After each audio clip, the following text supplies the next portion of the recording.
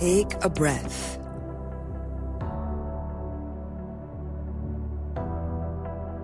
Welcome to Space to Exhale, the podcast, weekly inspiration for self-love and soft living.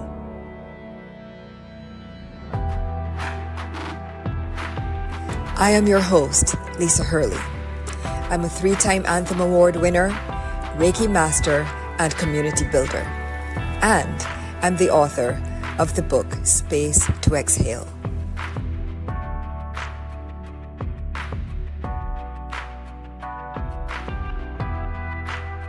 Through healing modalities like breathwork, affirmations, and meditations, I'll guide you on a life-changing journey to help you know yourself, love yourself, be yourself, and create much-needed space to exhale.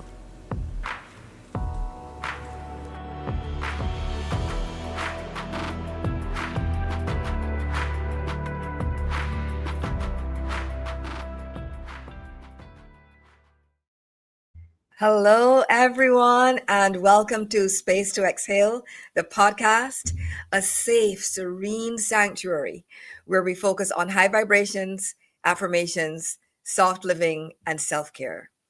I'm your host, Lisa Hurley, and I'm the author of Space to Exhale, a handbook for curating a soft, centered, serene life. I'm here to help us all do just that. Relax, take a breath, say no to hustle culture, and yes to a life of ease. My hope and dream is for us all to curate lives that we don't feel we need a break from. And today is a very, very special episode. We will be joined by a very special guest who is dear to my heart, Tammy Triolo. And as I add her to stage, let me read Miss Tammy's bio to you. She's absolutely amazing, of course. So Tammy Triolo brings clarity to emotionally charged spaces by holding up a mirror to the cost of disconnection. Through scorecards, storytelling, and public dialogue, her work challenges what has been normalized and creates space for deeper self-awareness. With experience across corporate and community settings, her approach is grounded, direct, and emotionally intelligent. This work invites presence, accountability, and a return to what disconnection has tried to erase. Together, we can build a more connected and compassionate world, one where empathy is not just a concept, but a driving principle that shapes our collective destiny, where we know that empathy is never lost. Tammy. Lisa. I'm so happy you're here. I'm so happy to be here.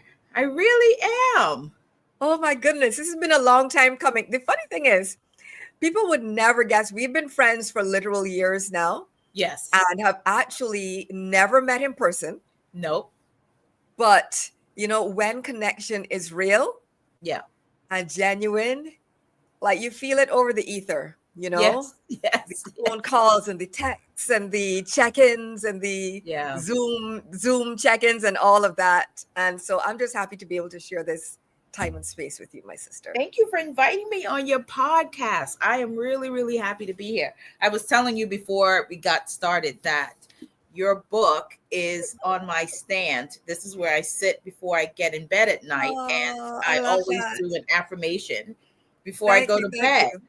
And I was looking for your book. And I was like, well, where is it? Where is it? And I had taken it with me when I went out yesterday. I'd taken it with me. It was literally in my pocketbook.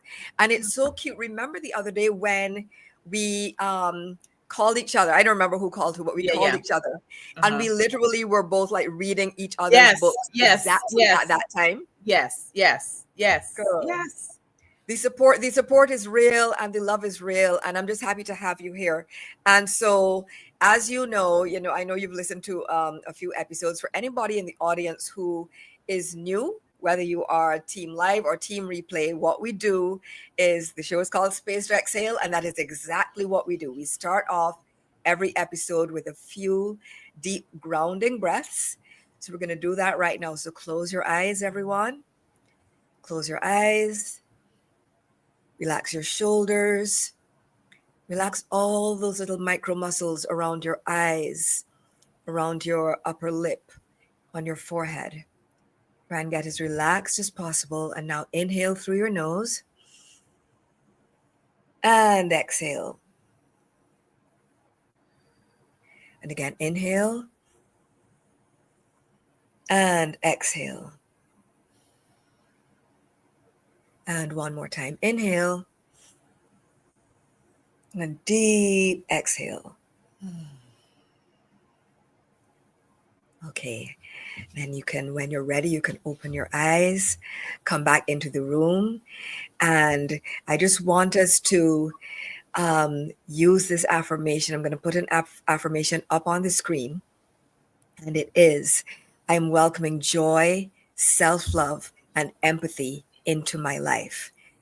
Every single episode, we use an affirmation to ground us, to guide us, for us to think about, as we're listening to the conversation, as we're engaging in the conversation, just let this affirmation play in your mind. Let it ground you, let it inspire you, because this is what today's episode is all about. Welcoming joy, self-love, and empathy into our lives. So, Miss Tammy, I call you, internally to myself, I call you the empathy queen, the queen of empathy, right? And so actually, now we all know, most of us know that you're no longer on LinkedIn. We're just going to leave that where it is. But I do have to say, thank you for breaking your rule for me. Only for you. Only for you. Only Thank for you. Because this site would have never seen me again.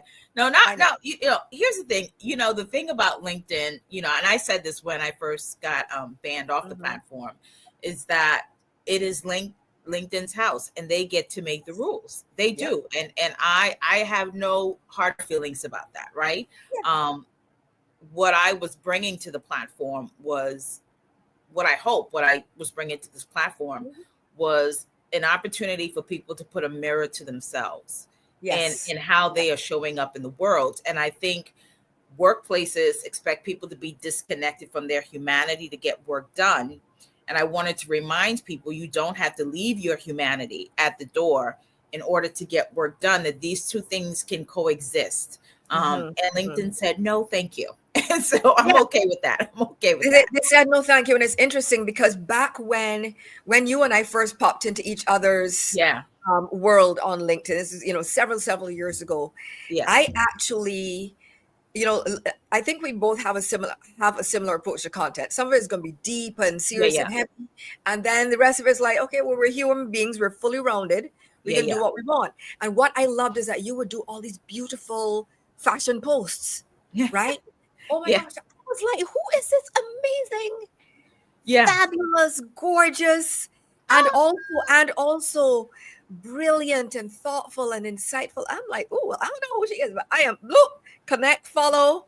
Hopefully she accepts, It was just, I'm just so happy that we've, been in each other's world. And speaking of you and fashion, back in the day, again, a lot of people knew about you on LinkedIn as, for your fashion sense. And then for what we were referring to earlier, your lack of fear about just calling a thing, speaking truth to power. This is just what you do. Yeah. Now, over the last few years, you have started to pivot. Now, I wouldn't say start to pivot because the pivot has been made, right? Yeah. The pivot has been made over to a focus on empathy. So what led you to that? What happened? What was the catalyst? What was the moment when you realized that, okay, your life's work is going to be about empathy? What's interesting is that when I was on the LinkedIn platform, like a lot of people know me from PCQ Consulting, right? And I was working in diversity, equity, and inclusion, building my business, doing that work. And another woman that I met on LinkedIn, who was at the time writing a book about like DEI and how ineffective it had been. And most people would have thought that would have been in contrast to me and her kind of getting along, because she's writing about the failure of DEI and I'm working in DEI, and these two people probably wouldn't get along. Right. And she asked me a question. She said, can you tell me why it seems like we have not, particularly as Black people and Black women, more specifically, because she was dealing with the pay gap within Right. corporate spaces, why we've been doing this dance for so long and nothing has really changed. And my answer was what I thought was like an off, kind of just like right off the dome, off the top of my head. And I said, well, because the people who have the power to change it for us don't have empathy for us.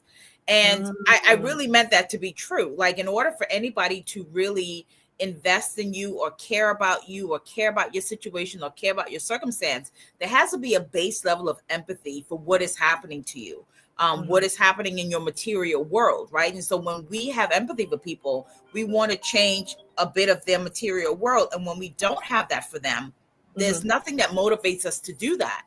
And so I said that, and she said, wait a minute, build that out some more. And so I started talking about that. And so although my work had always had underlying it, like at the foundation of my work, it was core of it. It was it had always been empathy. I just had not named it, right? I had just not been very vocal about talking about the importance of it until that moment. And then I was like, oh, okay. So all the work that I have been doing was about empathy, foundationally was empathy, even in the way that I was showing up online, right?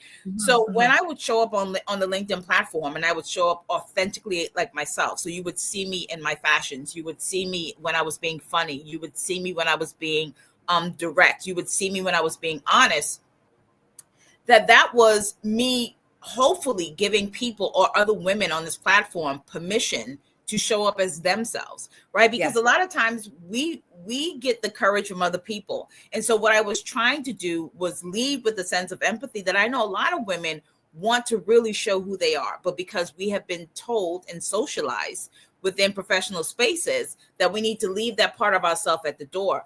You and I were having this conversation when I was doing Fashion Fridays. I'm a girl. I like all things. I like hair. I like makeup. I like fashion. Like, that is an integral part of who I am.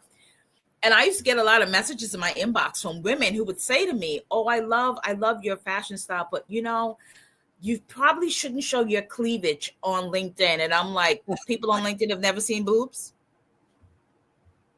They'll be all right.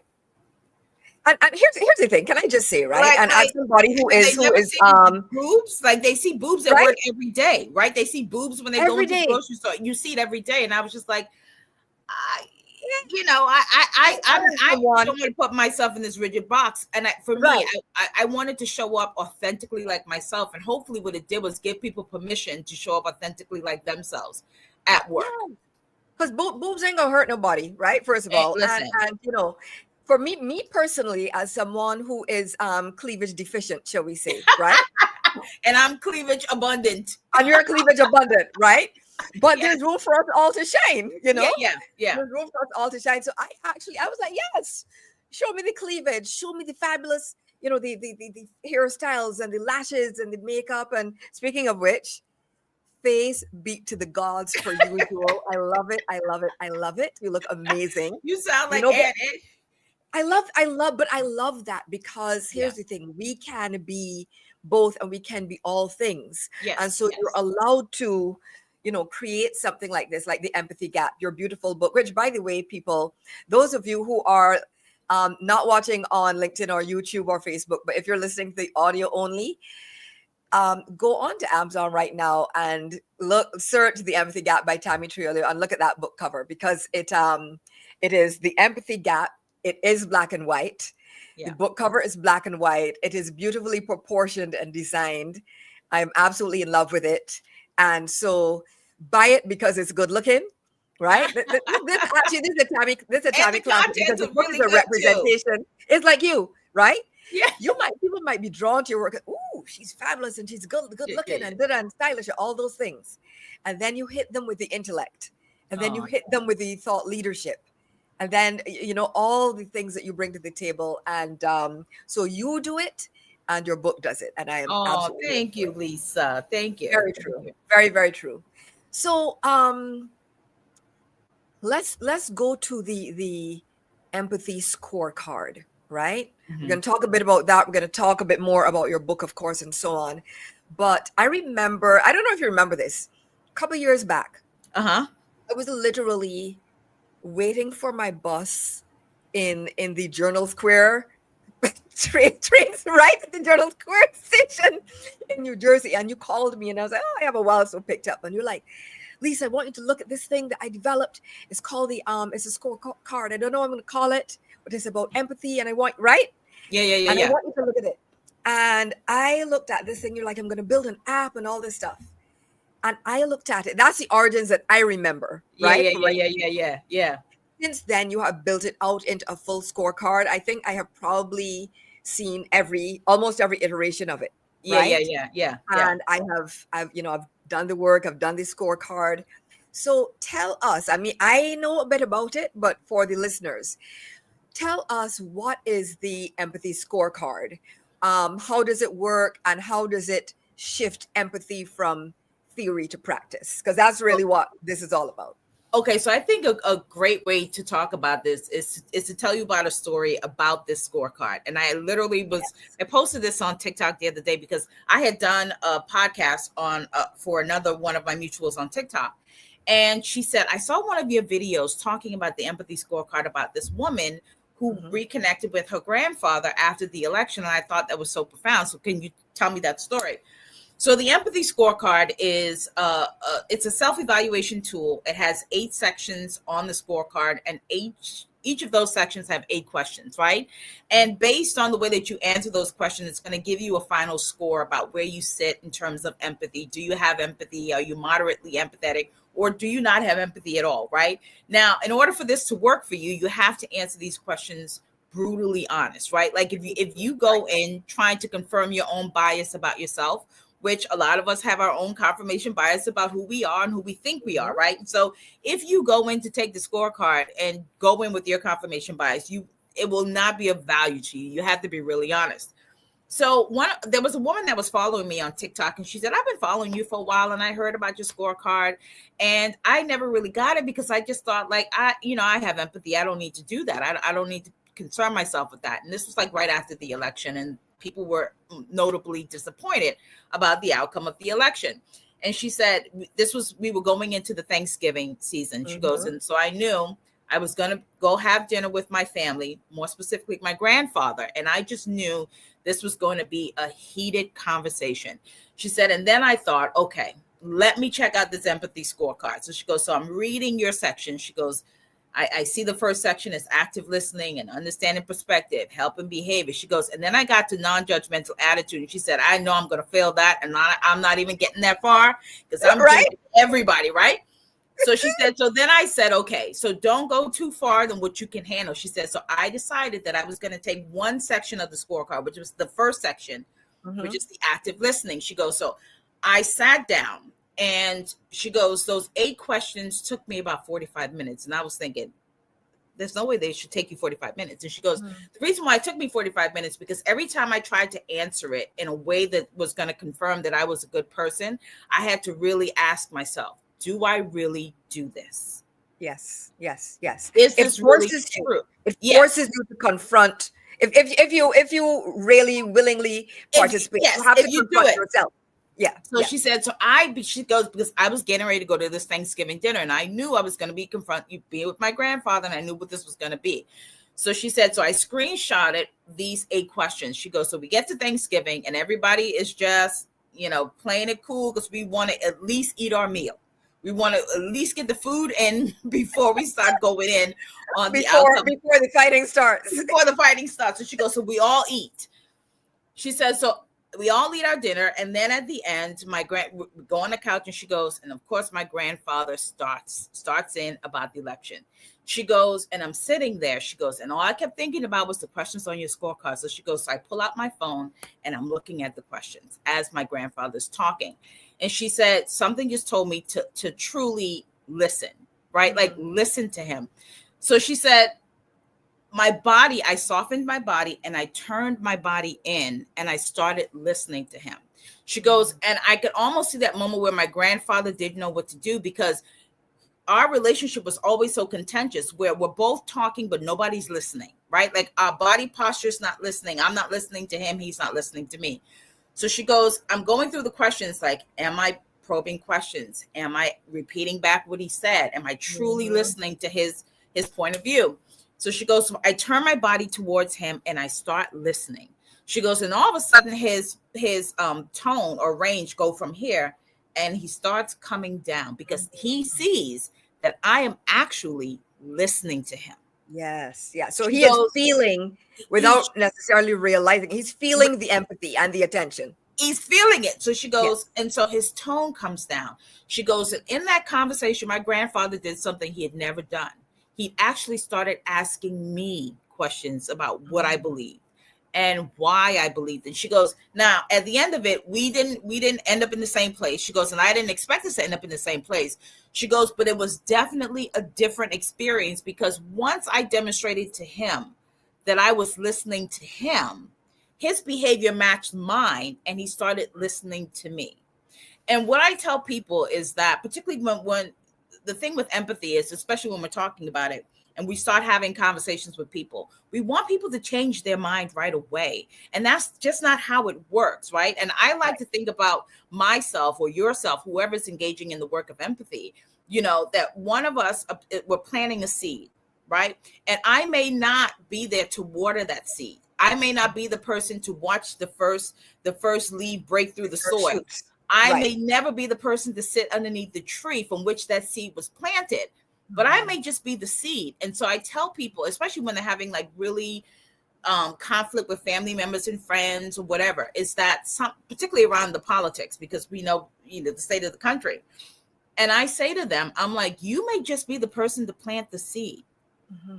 You may never sit underneath the tree that grows from that person, from that seed you planted. But if we all make a conscious effort to plant seeds of empathy wherever we go. Mm-hmm. So I come and plant the seed of empathy. Lisa comes behind and she waters that seed with more empathy. Mm-hmm. Alexis come behind and she prunes the tree with more empathy. Mm-hmm. Somebody's going to benefit sitting underneath that tree that I planted seeds years before. And, so that's what the empathy scorecard is. It's a self-evaluation tool to help you really understand, do you engage with empathy in a real way? And I started the scorecard with active listening, because if you don't know how to truly listen to somebody, empathy is never going to be in the room with you. It's not going to happen. A lot of people will say, oh, I have empathy, and you're engaging with them and they don't even know how to listen. Right. They don't know how to hear the other person's perspective. And so when she told me that story, I just thought that was like a powerful representation of, if you use the scorecard with intentions to actually see yourself for real, it can benefit you. But if you use it because you want to confirm that you're a good person, because I say this to you all the time, Lisa, the biggest lie we tell ourselves is the lie we tell ourselves about ourselves. Nobody's saying about themselves that they're not a nice person, they're not a kind person, they're not an empathetic person. We're saying all the wonderful things about who we are. We all think we're angels, but the truth is, all of us are villains in at least one person's story, and probably more than one person. Listen, that is the truth. And in some people's story, I am happy to be the villain. Let me tell you, please. In some people's story, I know that I am the villain, and I don't pretend that I'm not. And I think the thing for me with empathy, what keeps me really grounded to my empathy is that because I know in my life, I have truly caused harm to people. I know that I have, right? Like there's no pretending, oh, I didn't mean to do it. I was conscious and aware in the behavior that I was engaging in that was going to cause harm to somebody else. And so because I know that I have been that person in the world, I can't then come and meet you, Lisa, or, Latrice or anybody else and expect a level of perfectionism from them when I haven't lived that in my own life. Right. Yeah. And so when you understand that, you lead with empathy, because one, I've had to learn to give myself empathy. Like, yes, you did it and you knew you were doing the wrong thing. You chose to continue. And you chose to continue doing the wrong thing. And you're a different person from that person was 10 years ago, 5 years ago, 6 years ago. You've grown away from that person. You've grown, you've matured, you've done better. You've tried to live better, right? Mm-hmm. Why would you think that the person on the other side of this conversation with you haven't experienced the same thing, right? Right. So the Right. level of grace that you give to yourself is the level of grace you're able to give to other people. Hmm. And so that I'm so glad that you mentioned empathy towards yourself, because that is an important part of this as well, because you followed up the empathy scorecard with the self empathy Empathy. scorecard, Yeah, yeah, yeah, which, and again, most people, even in the empathy scorecard, some, not all of it, but some of it is you know how are we treating others, how are we viewing others, and so yeah, on. yeah, yeah, And yeah. I love that you very specifically created the self empathy scorecard, because a lot of it, like you said just now, if we can't show ourselves grace, how can we show others grace? If we can't show ourselves empathy, how can we show each other Yeah. empathy? So I mean, this is just my theory about your work, but it's your work. So you tell us why do Why you did I think it's create the self-empathy? right to focus on empathy for self? Yeah. Okay, so if I'm going to be completely honest with you, I always am, right? Hmm. So when I created the empathy scorecard, I that scorecard came out of me doing the master classes. I was doing master Hmm. classes around deconstructing whiteness, and it was a lot of white folks in that master class, and a lot of them talked about how they really don't have empathy, like how like inside of whiteness and inside of white culture there isn't a lot of empathy. And so the empathy scorecard was really built out for them to help them get grounded in what behavioral empathy looked like, because Yes. they were so Yes. disconnected from the emotional empathy. So I was Hmm. like, okay, let's reverse engineer here, right? So you don't Right. have the emotional stuff, so let's start with behaviors. Let's Hmm. identify what behavioral empathy looks like, so that you can So you start can do, you engaging. can Yeah, act, you can you can start implement. engaging in these behaviors, and if you engage enough in those behaviors, the emotional part of it will come.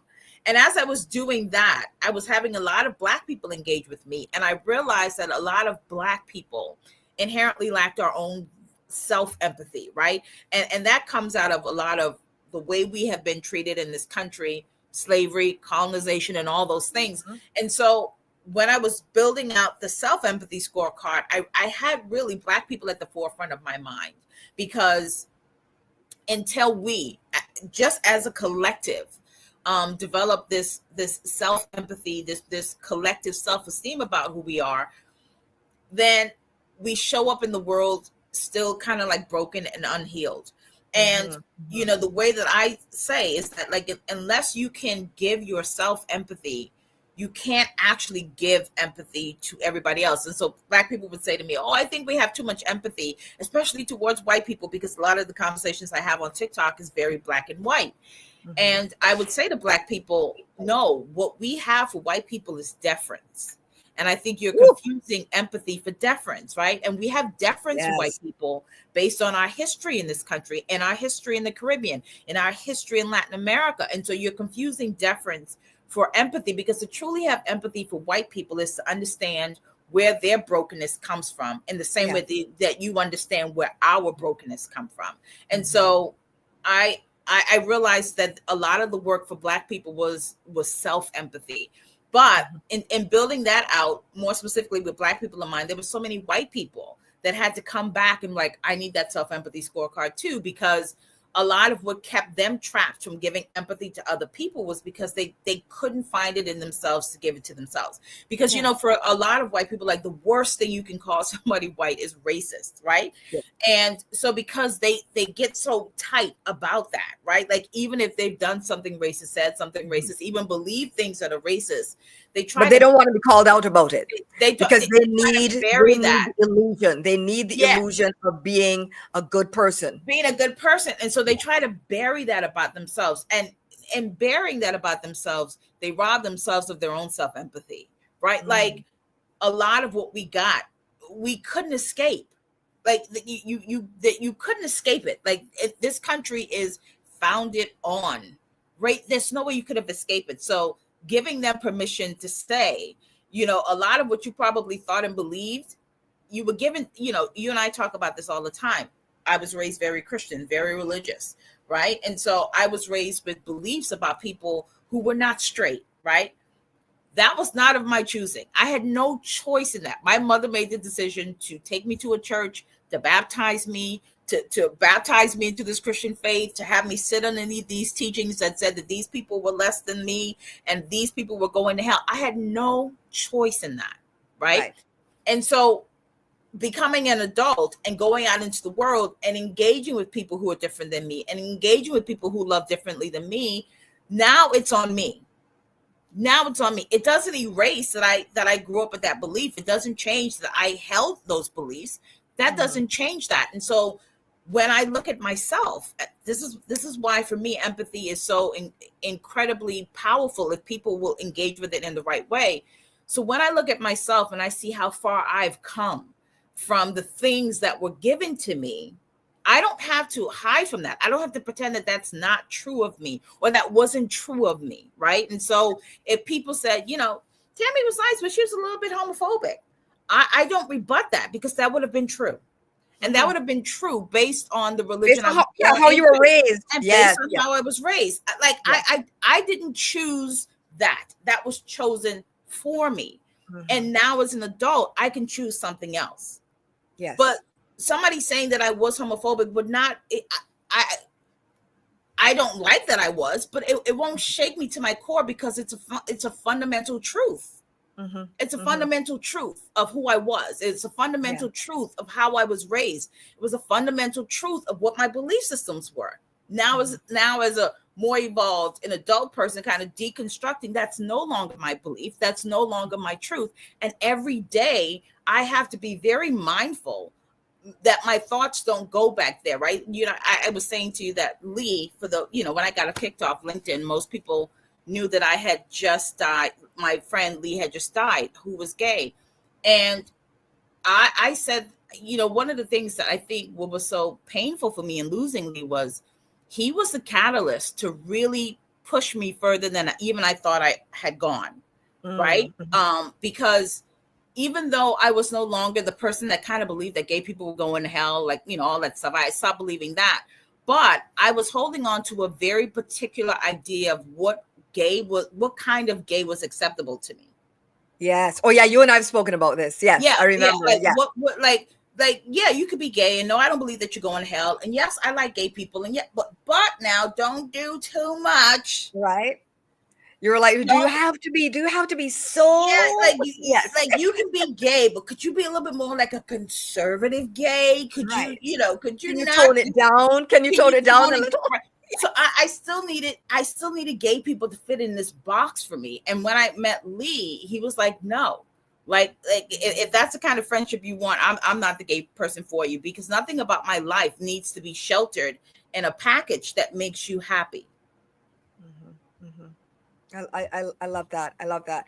And I'm glad that you mentioned having empathy for your younger self, right? That is so important. And one of the things I do every episode is I ask my guests to choose an excerpt from Space to Exhale for me to read and for us maybe to discuss a little. And it was very interesting to me, Tammy, the excerpt, that you chose, right?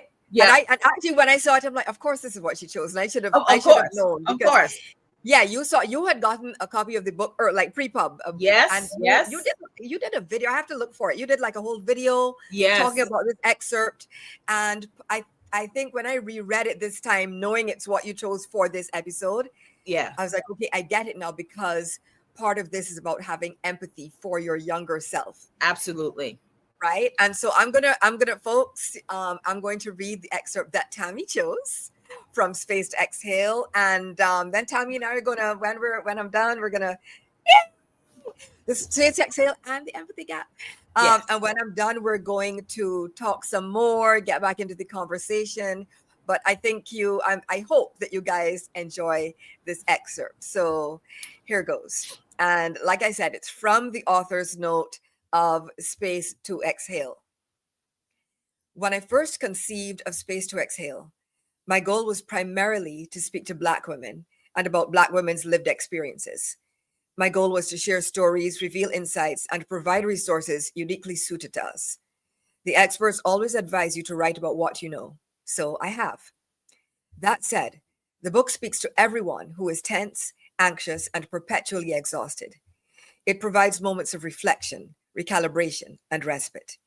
It is for anyone, regardless of race, orientation, gender, or identity, who has ever asked themselves, is this it? It is for anyone who has ever realized that their life isn't working as they would like it to. It is an invitation for us all to rethink our priorities and move toward living more meaningful, considered, rested lives. And because I live in the energy of seeking solutions, Space to Exhale provides tools and tips for how to do so. If you feel burned out, disconnected, and tired till it hurts, Space to Exhale proposes an alternate path, the path of least resistance, and provides you with advice on how best to travel it. In addition, this is the part that Tammy loves so much. In addition, Space to Exhale is for my niece Taryn, my adopted niece Ayana, my goddaughter Joy, and all the young'uns coming up, who every now and then need a reminder of how amazing they are and how loved. It is also for the younger generations who sometimes have so many questions and would just like a little advice on how to navigate life without actually having to speak to anyone IRL. It's for the ones who are open to receiving cheat codes to make their lives a little easier, for the ones who are uncertain about their path, but who are nevertheless already clear that they want a gentler experience for themselves than what some of their elders have endured. It's for the young folks who already feel suffocated by the weight of people's expectations and crave the freedom of their self-directed path. Auntie is here to help. Honestly, this book is for me too. It's for multiple versions of myself throughout the years. It is for 8-year-old little Lisa with a Trini accent before the Bajan one kicked in. Big glasses, big dreams, big smile, and a small afro, who was so often afraid of just being herself. It's for the little West Indian girl who always loved to play with words. It's letting her know that she can relax and be confident because ultimately, as Brother Bob sings, everything is going to be all right. Little Lise, you grow up and you still get to play with words. Best of all, your words help people. It's for teenage and young adult me, who was always interested in yoga, prayer, energy, crystals, Reiki, and healing, who wanted to exist in that world for a living, but couldn't see the way forward. It's for the version of me who always craved sisterhood in addition to my big sis, but who was never quite sure how to achieve it. Guess what, Lise? You get to do all that and more, and you have a whole community of sisters online. It is for mid-career me, trying again and again to prove myself to people who were unqualified to judge me. A love-rooted nudge to remember who I am. I never needed their approval. I was meant to walk my own path, and so I am. I have type A tendencies, so this book is also a tap on the shoulder to the me of today, who still sometimes needs a reminder that I'm enough and that I've done enough. There's nothing for me to prove. It is okay for me to rest, to pause, to take a few minutes to breathe. It is me writing myself a permission slip to slow down and embrace progress over perfection. It's a permission slip for you too. You cannot hustle and heal at the same time. Happily, the book is also for future me, who I already know is rich, relaxed, and reaping the rewards of rest. Life is good. Yes, Miss Tammy. I could cry. I love that so much. Okay, so when Lisa, I got a of Lisa's book. And when I read that, I literally closed my computer and called her right away. Mm-hmm. I called her. Well, I think I called you after I made the video. I think I made the video first. Mm-hmm. And then I called you and I was like, Lise, like, I don't like the rest of the book is good. And I said that, I said, now the rest of the book is good, girl. But yes, but you were like this? Because I think speaking to your younger self is critical. And I think especially as Black women and women generally, right? Like whether you're Black, white, Hispanic, Asian, I think women generally, we are brought up in a society where we are constantly told to look at the things that don't fit into perfectionism for us, right? Whether it's our body shape, our hair, our skin color, our weight, our boobs, our legs, our thighs. Like we're constantly being told how we are wrong in some way. And I Yes. think all women, especially little girls, because when you wrote that, it reminded me, I said to you, I was the child that on every report card, and my daughter, oh God, help me. When she went home to the Bahamas for the summer, Yes. found my dad still has all my report cards. And Mm. every report card said the same thing. Tammy is brilliant, talks too much. Talks too Right? much. Talks too much. I remember you telling me that. Every single one. Every report card had, I talk too much. I talk too much. And so when I read, when you said little Lisa still gets to play with words, I was thinking, when I came online, I was just talking because talking is so natural for me. It's Yes. the way that I communicate the most. And knowing that my talking landed me on a TEDx stage just Yes. because I talk, right? My talking ended up in a book, in a published book. My talking ended up in me teaching master classes to people who wanted to learn how to really engage with empathy. And that for the little girl that talked too much, my life's work is primarily about talking, right? My consultancy is about talking, and it's about helping people in that way. So when I read it, I got so emotional because I'm like, little Lisa gets to play with words and I get to talk. Little Tammy gets to talk. I So get to talk. these things that they were, and that's what happens as well, because of, I ironically got, my thing was often, that, well, especially more so as an adult really, but I get a lot, in performance reviews, needs to Yeah. engage more. Kind of like I don't talk enough. So Yeah. they think. I'm like, y'all don't really want me to start to talk, but okay, fine. Right. But I don't talk, but I write. Yeah. I write. Yeah. Which is how the book happened. Let me sit down, let the thoughts marinate, and let me write. Right. Yeah. So the thing about, oh, she's too quiet, and oh, da da da da da. And so it's interesting because what we were both criticized for is our respective superpowers. Yeah. Because let me tell It you, I is. talk, I have a podcast, I do the shows, whatever. I cannot talk like you. I know this, I admit it. You and Alexis, Latrice, there are various people in my life that are like, oh my gosh, they're so good at this. Yeah. I would never claim that speaking is my superpower. Writing is definitely my superpower. I speak because I have to. I can definitely see for you there, speaking is your superpower. I see you on TikTok, and I'm like, how is she doing this? And I know because you and I just talk on the phone. I'm like, this is actually just Tammy. Yeah. How Tammy talks. People used to say to me, like, do I plan out my TikToks? I said, I have never planned a video I have ever made. I decide what it is I want to talk about, and then I come online, and then I just kind of like rip. It just comes from like the top of my head. Like so here's the thing, my TEDx talk, and I hope my coach is not on here. God help me. So when I got approved to do the TEDx, or got selected to do the TEDx, because one of the things about talkative people is when you have like sometimes you can have a sense of confidence that can sometimes work out for you, sometimes not. It's tricky. You gotta be careful. I wrote my TEDx talk a week before the actual talk. I wrote it a week before the actual talk, and I memorized it a day before I was supposed to do it. Listen, I'm getting a retroactive anxiety attack thinking about that. I could never. But you see, you could do that. Yeah. You could do that knowing that talking is what you do. You are not going to lose the words. If you do quote unquote you lose the words, you can find them again. The thing is with me is that and apart from anything else, I also have like a sort of like a medical condition where I always tell people when I'm speaking, it's like when like a Super Bowl show or something is going live and they have like that 5 minute or 5-second delay, right? For me, even like now, like there's always a 5-second delay because it's hard for me to get the words down out of my brain and verbalized, right? Now let me ask you, you don't Lisa, have that issue.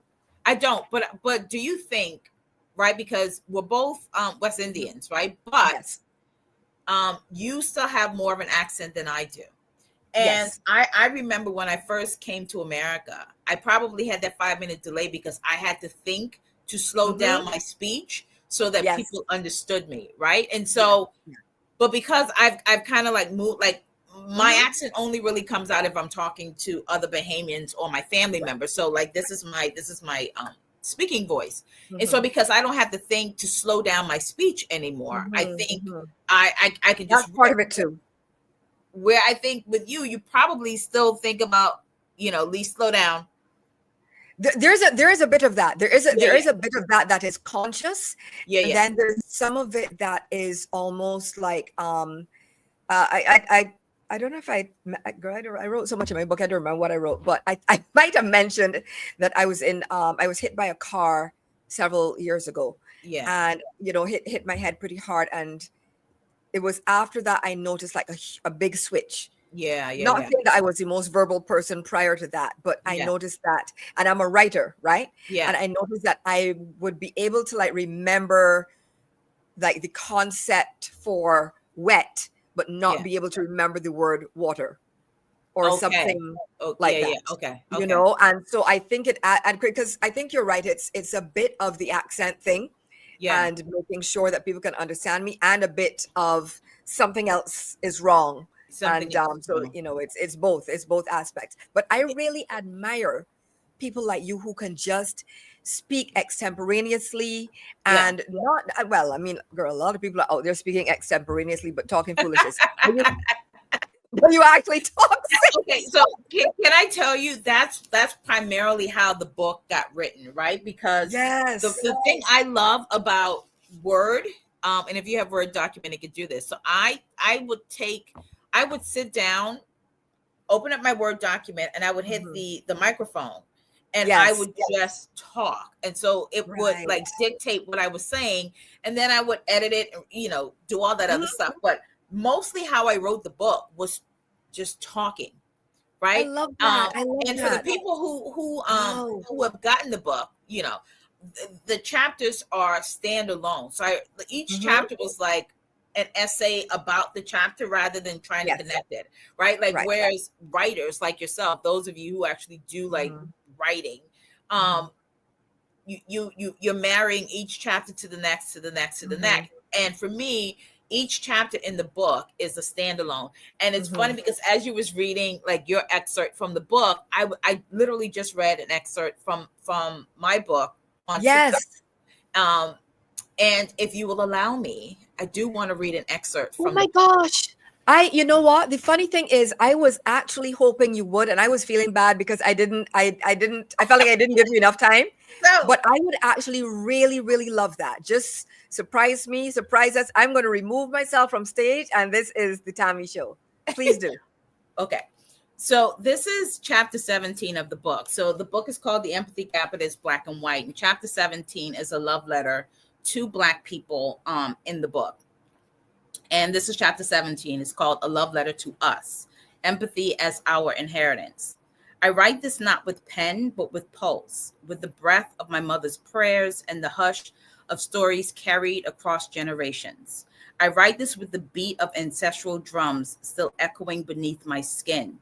We have always known empathy, not the diluted kind passed around in theory, but the lived kind, the kind you feel when you sit beside your sister in silence while she holds grief in her throat, when you move your hands to cook for someone who hasn't even said they're hungry, when we can read eyes before they speak. We knew how to read pain in stillness, how to soften our presence to make room for others, even when no one made room for us, especially then. Empathy did not save us from the lash, the auction block, or the waters of the Middle Passage. It did not silence the guns, the gavel, or the whip of legislation, but it saved our humanity. It tethered us to something whole, something they could never take. We bent, but we did not break. We were never only surviving. We were loving. We were laughing. We were creating spaces inside of our souls where freedom could still dance. This is what they never taught in school. They didn't teach that Harriet Tubman's empathy stretched farther than her feet, that the hardest weight she carried was not our survival, but the refusal to leave anyone behind. They didn't teach that Black mothers have always cried not only for their own children, but for the children they never met, that we mourn collectively, that we rage like a choir, and that our sorrow and our love have always been communal. Empathy taught us how to hold rage in one hand and tenderness in the other, how to stand in the fire without burning our capacity to care. It taught us that survival without tenderness leaves a hollow soul. And yet, here we are, still full, still with room for one another, still finding ways to love despite everything designed to strip it from us. I don't know. Do we do snaps, round of applause, all of the above? That was so absolutely beautiful, sis. And girl, I don't even listen. Let me just say, right? I know I'm babbling at this point, but this is actually the effect. This is the effect that your book has on me because, like I said, I literally had somewhere to go yesterday. What did I pick up? Empathy Gap. The other day, I was just feeling a bit off, right? Yeah. And I thought, okay, I don't want to read fiction. I want to read nonfiction. But, I was like, you know what? I know exactly what book I want to read. And I picked up The Empathy Gap and was like, I want to be soothed and challenged at the same time. Yeah. And your book is the book that I picked up to read. And that's the day that we ended up calling each other at the same time. And yeah. You were like, girl, I'm just reading your book. I'm like, oh my gosh, I'm just reading your book. I really love your book. And now I didn't even understand before that the way that you had created it was by dictating. Yeah. But that now makes more sense to me because when I read it, I'm like, I can hear Tammy saying this. This when I tell you exactly like Tammy. I think that was the greatest compliment, particularly from my TikTok family, because I launched it there, promoted it there. Mm-hmm. When people would say, I could hear you through every chapter, like your voice, like you said it in the video, you said it before, you said it in the class, you've done it, because writing is different than talking, right? And first of all, let me just say, I want to thank Lisa Hurley that this book even exists in the world. And because Lisa was saying this to me almost 2 years ago. She said, Tammy, you got to write a book. Now, one of the things that I have never done, I have never done anything in my life, in my career, simply moved by money, right? Or moved by the ability to gain something or take something from people. Like I hope that my life is about giving to people as much as I can. And I kept saying, okay, Lise, I'm like, but what am I going to write about? Like I'm talking about empathy, but I don't know. I write about something. About something, because the thing is that the way if people were to go, which by the way, you should go to Tammy's TikTok, pick any random video. You are going to love it. You are going to be moved. Well, what am I going to write about? I'm like, I don't know what this book is going to be, right? And this is why timing is best. But I had always had it in the back of my head. Lisa kept saying, you need to write a book. And then what Lisa said to me, she was like, because in that people will go to your TikTok, like they'll forget which video or how far back, because I make so much content on TikTok that you could be scrolling for weeks before you get to the video that makes sense. And she said, the book is going to be almost like a catalog for people to be able to refer back to. Yeah. And there was some things popping off on TikTok at the time. And so I just was writing down like these 15 areas that I kept seeing repeated, particularly like when we were talking about whiteness and Black people and the empathy and all of the other stuff. And I remember Lisa saying, Tam, you got to write a book. And so I don't think I told Lisa at the time, but I just started writing. I started dictating. I started saying, what do I want to talk about? What has been like the theme of what I've taught in the master classes? What have been the theme that I've been talking about online? And that's how I got those 15 chapters. And I'm like, okay, but I don't want to write a book with only 15 chapters. Like, that's not enough. And so chapter 6 is an invitation to white people. And I'm very explicit in the book because what I don't do, y'all know me from LinkedIn, I don't hide away from truth, right? Like, I think we need to have honest conversations, but we need to have it that invites people to the conversation with the level of empathy as well.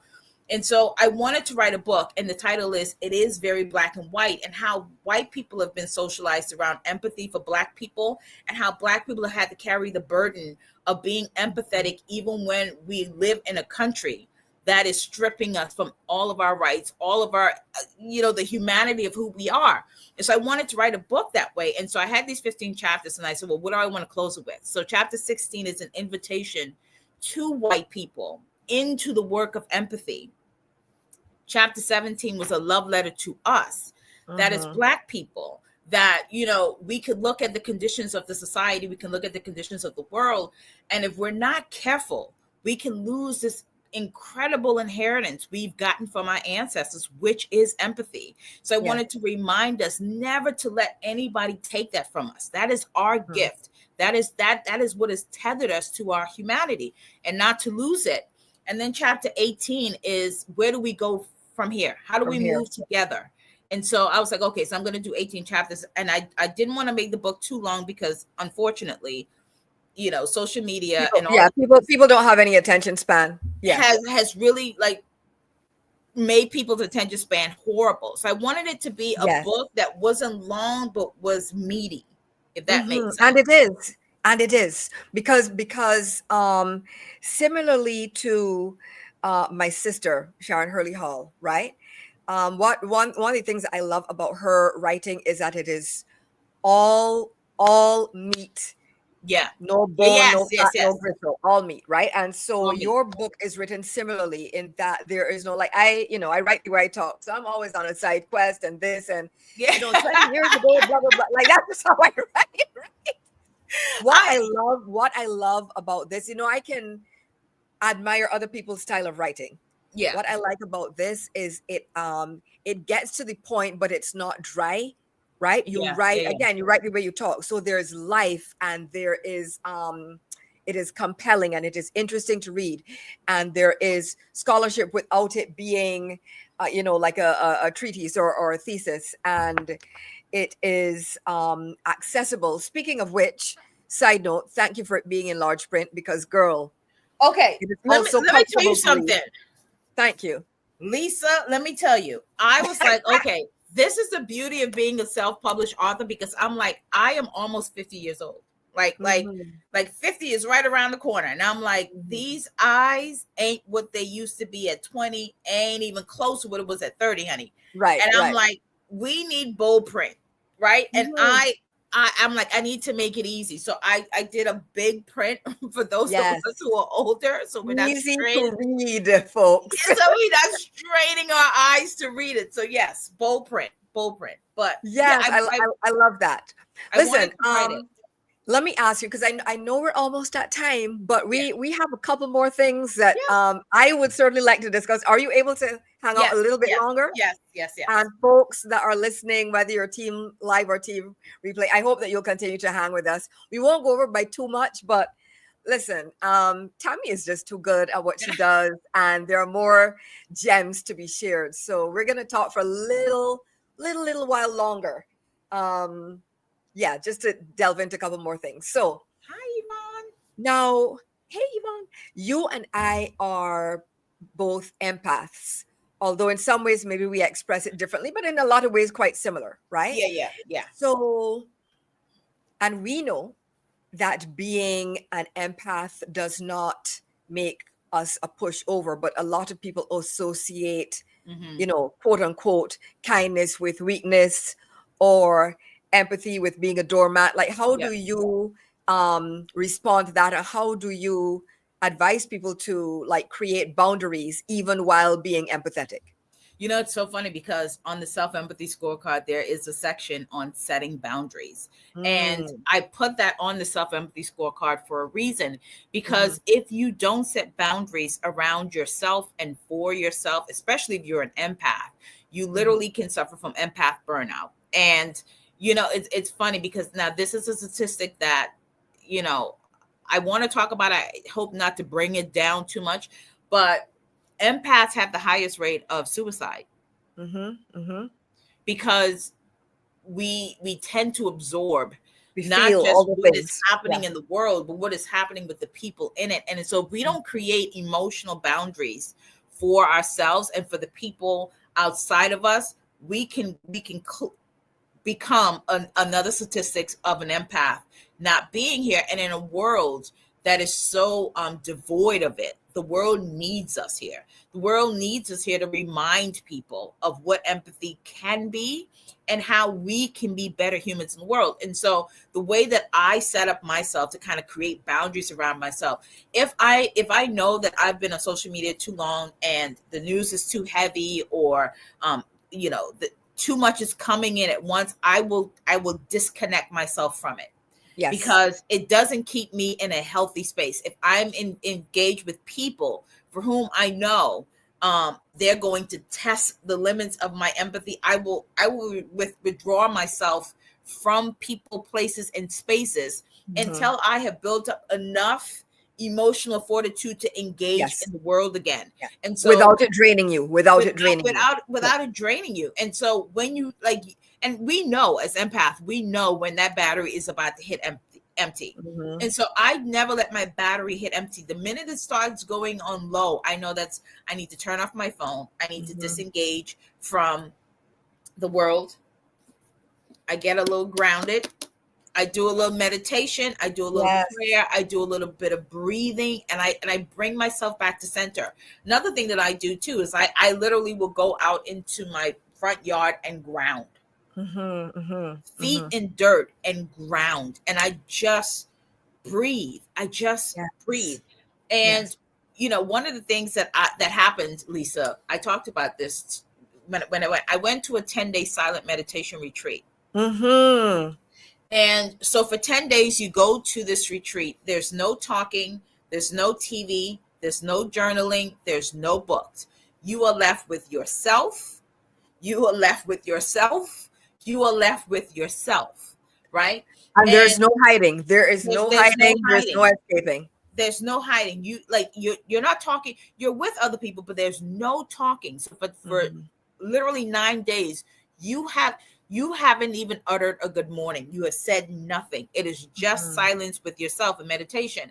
And one of the things in this retreat, it talked about that things are always changing, right? And so when we would be into deep meditation, you'd have to be really tuned into your body, right? And that whatever feelings come up, that those feelings will never stay with you, that it is always changing. So when we'd be in these meditation, and you could feel your legs going numb, and you could feel the pain, and the instructor would always say things are always changing. Nothing stays the same. And so I take that with me in my life all the time. Like, even when it feels the worst, even when it feels like you got bad news after bad news after bad news, nothing stays the same. Things are always changing, and you can literally feel the magnetic current going through your body. You could feel like the energy just moving through your body. And from one moment to the next, something was changing. And so I just remind myself, like, nothing stays the same. So when I know that the world is coming in on me as an empath and it feels really heavy, I ground and I breathe, and I remember that nothing stays the same. Like, things are changing all the time. The movements, our cells in our bodies and our brains, it's changing. It's constant turnover. It's constant turnover. And nothing stays the same. And so one of the ways that I set boundaries for myself is to be very aware when I'm hitting low, and to disengage and get back grounded. And it's, like I said, it's one of the reasons why even on the self-empathy scorecard, there is a section called setting boundaries, because I think if we don't do that for ourselves, we will burn ourselves out. You will burn yourself out. And some of us, unfortunately, will not be here. And I feel like the time that we're in right now, we need more empaths in the world than not.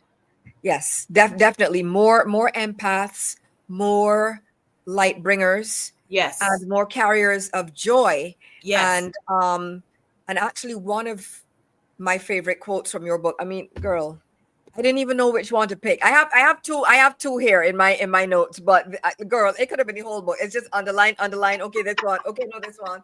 Anyway, but one of them is, without access to our full emotional selves, our liberation will always be incomplete. We cannot dismantle the emotional architecture of white supremacy while living under its emotional conditions.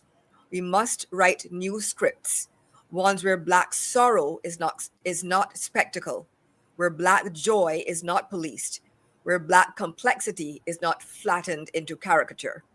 And girl, I just love the way you write and speak.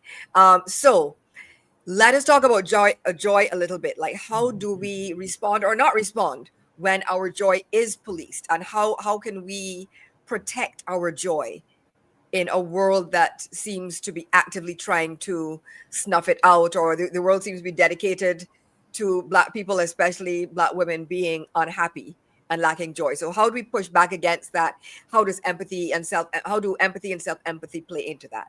You know, the weird thing is, I don't even think we have to push back to it. I think our joy just manifests itself. It just comes out no matter what is happening. There was a woman that literally, there was an Asian woman that came on TikTok and she said, you know, can somebody explain to me what Black joy is?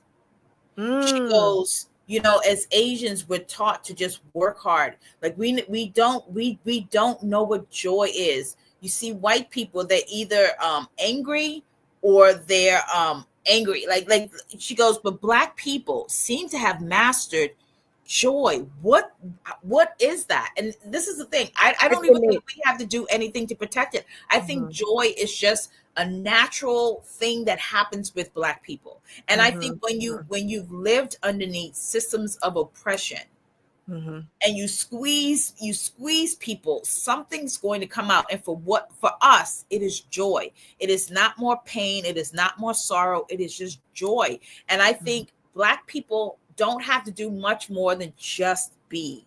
When we just be, joy is there.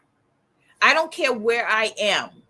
If I'm in a space with Black person, I'm in a space with joy. We could be in a workplace and we could already know what the play is, right? Like, you know, when Black people in the break room, we already know what we're looking at each other, and somehow we will find something. I don't care if we're laughing at the boss's shoe or her hair or somebody's pants or whatever. We could have just been given the worst news. We're going to come out and be like, child, and we're going to say something. We're going to find something, some light. We're going to find something that at least gives us a laugh or a giggle or lightens it. And this is like Black people just existing. Joy is present. And are those acts, whether conscious or not, are those acts of self-empathy when, despite what is going on, we are choosing to express joy? Of course. It's funny because, you know, like I said, I'm mostly on TikTok, and there's a lot of discussion, which I love. I love TikTok because everything is happening over there. But you could literally just heard the National Guard went here, or, you know, Trump signed this executive order, blah, blah, blah.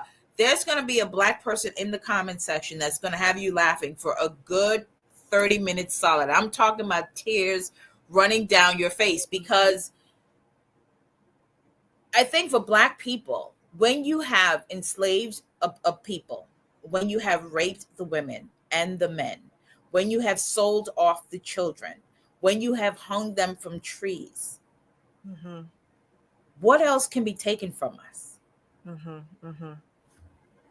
What else can be taken from us? Nothing else, right? And so I think when we engage in joy and we don't allow that to be taken from us, it is the highest calling of our own self-empathy. That even though things are bad, it doesn't mean that I can't laugh. It doesn't mean that I can't find pleasure in this moment. In whatever way that you find it, it is a gift of your own self-empathy. Like I know it's bad. I've been unemployed for 6 months, 9 months, a year. Right? Like I'm telling you, Lisa, I go into the comment section and people are like, child, I've been looking for a job for a whole year, but this just gave me life. And that level of laughter, that level of joy gives you at least another 48 hours to go. Right? Yes. It like charges. It's fuel for your spirit. It's fuel for your spirit. For your spirit. It's the way that you give yourself empathy. It's the way that you give yourself grace. And that's why I said, like, if Black people is present, joy is present. Beautiful, beautiful, beautiful, beautiful. Something else you talk about is that empathy creates space for rest and breath and slowness. And so I have another quote. You know, I'm a fan of your book, right? So it says, for Black people, reclaiming slowness is survival. It says, I will not sacrifice my body, my mind, or my softness for your comfort. I will rest. I will feel. I will heal because I'm human and my humanity is non-negotiable. And so, and again, beautiful words. So can you unpack, that quote for people? We've been in survival mode, many of us, especially Black and brown people, for so long. Mm-hmm. And it makes us, many of us, I think, scared to slow down. Yeah. Scared to take a pause, scared to take a breath, scared to rest. But those acts of resting and embracing slowness are also acts of self-empathy. So how do you help people unpack this? It's not only self-empathy, it's revolution. We get to do what our ancestors didn't have a chance to do. When I rest for them. Mm-hmm. I lay down for them. Mm-hmm. When I can come in my house and close my door and lay in my bed and take a nap, I do that for them. Like every time that we rest, we honor them. Yes. Every time that we take a break, we give back to them. I talk a lot about the gift of empathy that our ancestors gave us, right? Like when I was reading that picture that we, like, Black mothers cried for their children, but also the children that weren't theirs. Yes. Right. Like when a child got sold into another plantation, that child was coming to a Black mother that did not give birth to that child. Mm-hmm. When we celebrated together. And when we rest, we honor them. Mm-hmm. Like I want Black people, especially Black women to rest. When you rest, you honor your ancestors. Mm-hmm. And rest is revolutionary. Mm-hmm. In a country that never gave us and our ancestors a day's rest. Take a nap. Sis, turn off that computer. Turn off your phone. Go take a nap. Go outside. Walk. Sip your cup of coffee away from your phone, away from your computer. Rest is revolution for us. Yes. It is the most revolutionary thing that we can do. And it is a way to give empathy to ourselves, but it's a way to honor our ancestors. Right? Like they gave us the empathy that allowed us to build community with each other. If it had not been for our ancestors who had empathy, not just for what was happening to them, but what was happening to Black people all around them, there would be no Black community. Where would we get this from? There would be no Black community. So their gift of empathy to us, our gift to them should be rest. Yes. As an offering, as a thank you. It's an offering. It is a sacrifice. When I lay down and I take a nap and I wake up without guilt, I think about the woman on the plantation who didn't get a chance to rest. Right? If the slave master or the woman of the house wanted the baby changed or the baby fed or the baby nursed, she couldn't rest. So when you rest, you honor your ancestors. Our rest is revolution. Because we come from ancestors who didn't have the freedom to just rest. So anytime you feel guilt for resting, remember them. Do it for yourself and do it for them. Do it for them. That is your offering to your, I'm telling you, listen, and I'm a Pisces. Child, we love a good nap. Yeah. Same here. I'm a Pisces sun and a Taurus rising. Two things I'm gonna do. I'm gonna rest and I'm gonna eat. Okay. Yeah. My Pisces sun is gonna rest and my Taurus rising is gonna eat and my Libra moon is gonna judge you. Okay. So rest, eat, and don't let nobody judge you, honey. Like rest. I honestly, like, it's a part of. Love that. It is a part of my offering to my mother, to her mother, and to her mother, and to her mother. I was saying to somebody on TikTok that I was doing a bit of tracing back my ancestry.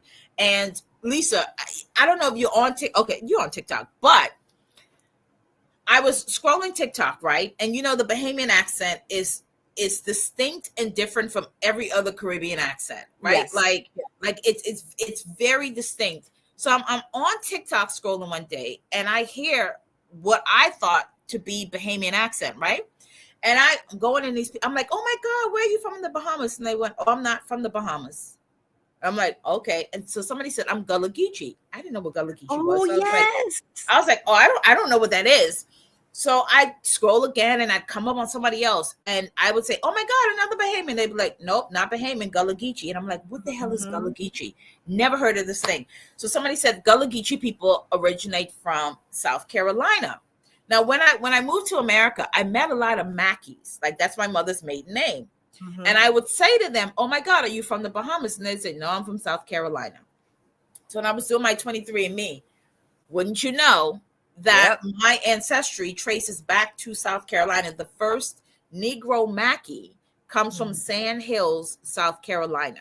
And then some of those slaves from South Carolina was taken to the Bahamas. So if you hear Gullah Geechee people and Bahamian people talk, we sound exactly alike. Yes. We sound exactly alike. So when I think about the passage of my ancestors from Sand Hills, South Carolina, into the islands, into the Caribbean islands, into parts of Louisiana, oh yes, baby, rest. I rest for them. I keep my joy for them. Yes. It is my offering to my ancestors. And I think as Black women, that's how we honor them. We honor them when we rest. Beautiful. Thank you so much for sharing that. Last question. I know we have to wrap up, and people, thanks to everybody for continuing to hang with us. But, I could not let this conversation just stop short because Tammy just has too many beautiful things to share. So last question. All right. So, of course, the podcast is Space to Exhale. So I always ask, what have you been doing lately? You've shared some of it with us, but in addition to what you've shared, what have you been doing lately to help yourself exhale? What does having space to exhale look like for you in your life right now? So what I do that feels like a gift to me, I love thrifting. Yes. And I love your thrifting videos. So when I feel overwhelmed, when I feel sometimes afraid, because that's a human emotion, it's a human condition. If I feel overwhelmed, if I feel afraid, if I feel unsure, I will get myself, I'll put on a cute little dress. I'll get myself cute. I'll grab my little straw basket, my little straw sandals, and I will go thrifting. And, the act of thrifting for me is finding the treasure. And it is a metaphor for my life, is to go through your life looking for small treasures. When you get so busy about trying to find the big thing, you want to accomplish the big thing. Like, my big goal is to have 1 million downloads of the scorecard. Like, that is my big goal. My big goal is to have 1 million people engaged around my work and my book, right? That's the big goal. And while you're waiting for that to materialize, you can sometimes get lost in the little treasures along the way. And so when I go thrifting, it's a reminder of myself to always look for the treasures. And when you look for the treasures, you will find them. So the way that I stay grounded is to take that mental look for the little treasures and do the physical act of going out and looking for the treasures, because it keeps me in the moment. It keeps me in the mind frame that every day, look for the treasures. Look for the treasures, look for the beauty, look for the beautiful surprises, look for the miracles, right? Listen, all of that. And if you go with that mindset, you will find it. I don't have to. So I used to wear a really big ring with a black. I remember. With the black stone. With the black stone. And I don't know what happened, but I got home and the stone was gone. And Lisa, when I tell you, I was sick, because I wore that ring every day. I was sick that the stone was gone. I retraced my steps. I got in my car. I was everywhere, like going in the store, trying to find where I lost this stone. And because it was a thrifted ring, I went online trying to find it. I could not find this ring. I was in Google with the image, everything. But every time I went thrifting, I was constantly looking for that ring. 6 months later, I go to a thrift store, and I couldn't even remember which thrift store I had even found it in. I go into the thrift store, and normally I had looked in this ring bin at this thrift store every time I went in, and it was never anything there. I go in this one day, and something just said, ask to see the bin. I go in the bin, and there was the ring that I couldn't find on Google. I couldn't find like who made the ring because it's thrifted. So a lot It's of times, thrifted, right? Exactly. nothing. When I tell you the squeal, and I bought this one the same day too. The squeal, the woman in the thrift store was like, "Are you okay?" And I was just like, I have been looking for this ring for 7 months. I've been looking for it online. I've looked for it in every thrift store I've gone into. And what it reminded me of is if you look for the treasures, you will find them. You will find them. You listen, and that is, and beyond that, it's like you in life in general, you tend to get what you are looking for. Always. Tend to get what you're looking for. So look for good things that you want. Look Ask for good good things things that you want. Ask for the good things that you want. And I know life itself, especially like if you're on a job that you hate or you're unemployed and you've been looking for a long time, it's like waking up the next day like, oh my God, and I'm going to get another rejection email. And guess what you get? Another rejection email, right? I think I said to you, I was like, Lisa, I said, listen, I've had to pivot in my business as well because we know with this current administration, DEI literally was on the chopping block. And I was like, you know what? I said, I'm not applying to another job to get another rejection. Somebody's just going to have to give me a job, like offer me a job. Like that's how that's going to have to happen. And guess what? That's how it happened. That like you like your intentions, your words are so powerful. You can bring anything to you. And it starts with what you think and what you believe. And so I just believe that good things are coming to me. I believe that the scorecard is going to be everywhere. Like everybody's going to be like, oh my God, my organization need this. So much so. Amen. I actually just built out. Now I'm working on this. This is going to take me some time, but if you're an organization, reach out to me. But I just got done doing the Empathy EQ for organizations. It's a expanded version of the Empathy Scorecard for leaders that want to kind of replace those personality tests that some companies make people take. I think a test to measure your leaders' empathy EQ is far more useful than knowing, they're an orange or a grape or whatever. Do they have the necessary empathy to actually be leaders in your organization? And so I just got done working that. My developer is getting ready to bring that online. Excellent. And so, there's a lot of things happening, but look for the good things and you will find them. Look for the good things and you will find them. Okay, well, on that note, look for the good things and you will find them. And I'm going to bring back up our affirmation of the day, right? I'm welcoming joy, self-love, and empathy into my life, right? Amen. So with that, Miss Tammy, thank you so much for joining me and joining us. I am so happy. I'm seeing some of my LinkedIn people that I haven't seen in a long time. Latrice. Oh my God. Okay. So Nyoka. Yes. That legitimately is my sister's name. Really?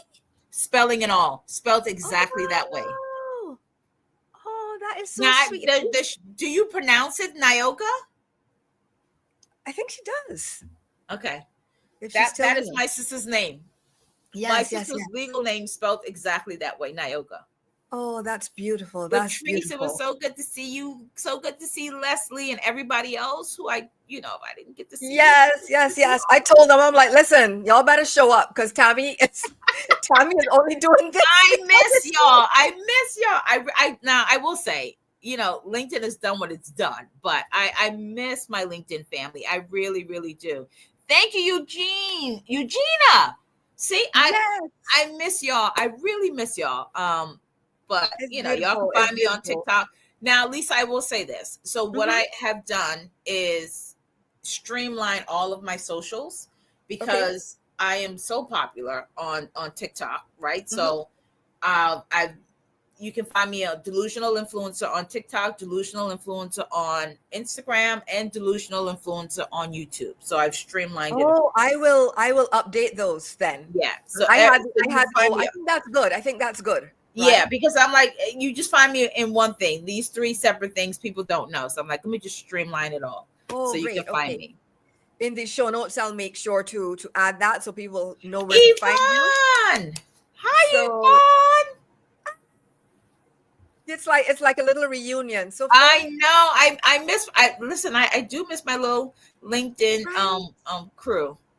Miss you, Oh, but you're Latrice quietly on says, miss you, but TikTok. I'm quietly on TikTok. Well, I'm glad you said you find me over there. But I miss y'all, all of you. I really do miss y'all, and it was so Oh, good for Lisa to allow me on her platform because I know oh my she's a gosh, big of deal over course. here. So Girl, stop it, stop you it. know she's a big deal over here. So I feel honored to be in her space. So Oh, thank you. you are too much. You're too much. So thank you, Miss Tammy, and thank you everybody who has joined. This was absolutely lovely. My heart is full. And join us again next week, live on LinkedIn, YouTube, and Facebook for another episode of Space to Exhale, the podcast. And I got to ask, like, if you enjoyed this show or any of the others, show it some love, rate it, leave a review on Apple, Spotify, all the places. And if you want to delve more into what Tammy and I discussed today, you already know what to do. For those of you who are on audio only, I am currently holding up a copy of The Empathy Gap by Tammy Triolo. And And I'm she is holding up holding a up, copy. right? Tammy is holding up a copy of Space to Exhale by Lisa Hurley. And so go buy both books. Buy both books, review both books, support us and all of the authors in your life, right? And just remember, stay in touch with us both. Tammy is at Delusional Influencer on all her platforms. And you all already know where to find me. I'm on LinkedIn and all the other places. So that is it.